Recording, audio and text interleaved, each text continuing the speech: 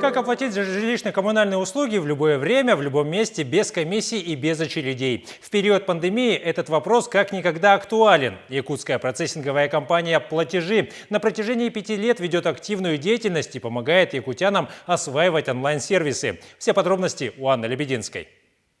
С введением режима самоизоляции электронные сервисы прочно закрепили свои позиции как одни из самых необходимых для жизни современного человека. Не выходя из дома, сегодня можно получать образование, работать, оформлять различные документы и, конечно же, оплачивать коммунальные услуги. Первопроходцем в этом направлении стала якутская процессинговая компания «Платежи», которая работает на рынке с 2016 года. За это время специалисты помогли тысячам якутян научиться правильно использовать возможности различных сервисов, чтобы не накапливать задолженности за услуги ЖКХ и благодаря этому укреплять платежную дисциплину населения. На сегодняшний день доступны такие сервисы, как портал «Электронная ЖКХ Республики Саха-Якутия», портал «Государственные и муниципальные услуги Республики Саха-Якутия», мобильные приложения «Сбербанк онлайн», «Кварплата плюс», «Алмаз Эргенбанк» и иных банковских партнеров общества.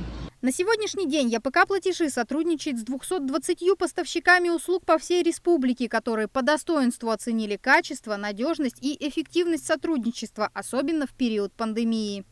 До заключения договора с ЕПК «Платежи» потребители за ЖКУ оплачивали их через кассы энергосбыта, что вызывало ряд неудобств для населения. Но с момента заключения договора с ЕПК «Платежи» у потребителей появилась возможность оплачивать услуги онлайн.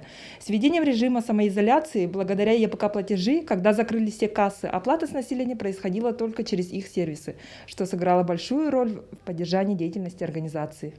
Кроме услуг ЖКХ, в якутской процессинговой компании «Платежи» потребители могут внести оплату за детские сады, аренду земельного участка, медицинские услуги, а также направить средства на благотворительность. Анна Лебединская, Роберт Набиев. Вести. Якутск.